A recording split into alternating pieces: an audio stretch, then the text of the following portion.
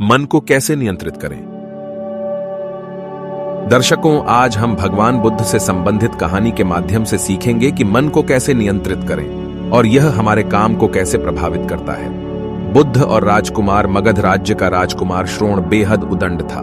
उसको दूसरों के अपमान में आनंद की अनुभूति होती थी। दूसरों को अपमानित करने में वह उम्र का ख्याल भी नहीं करता था। जब माता पिता उसकी हरकतों से बहुत परेशान हो गए तो उन्होंने अपने महल में भगवान बुद्ध को आमंत्रित किया। बुद्ध जब महल में आए तो उन्होंने राजकुमार के विषय में सभी बातें सुनी।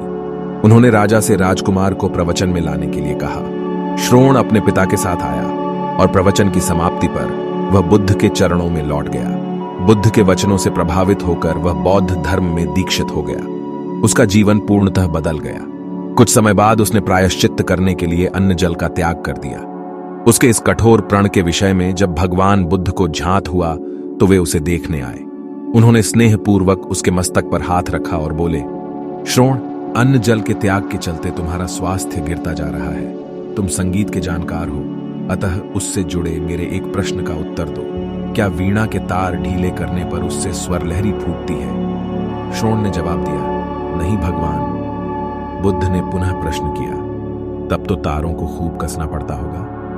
श्रोण बोला, नहीं, अधिक कसने से तार टूट सकते हैं। तब तथागत बोले, वीणा से मधुर संगीत निकालने के लिए उसके तारों को न तो अधिक ढीला रखना चाहिए और न ही अधिक कसना चाहिए। इसी प्रकार हमारा जीवन भी एक वीणा की तरह ही है, जिसे भली भांति चलाने के लिए सभी वस्तुओं का पूर्ण त्याग उचित नहीं है। श्रोण ने कठोर प्रतिज्ञा से मुक्ति ले ली और सहज जीवन जीने लगा। यह कथा जीवन को नैसर्गिक तरीके से जीने पर बल देती है, जिसमें उचित आवश्यकताओं की पूर्ति और अतिरिक्त इच्छाओं पर नियंत्रण का संदेश शामिल है। यदि जीवन को आवश्यकता, पूर्ति और संयम के संयोग से संचालित किया जाए तो परम शांति प्रदायक होता है।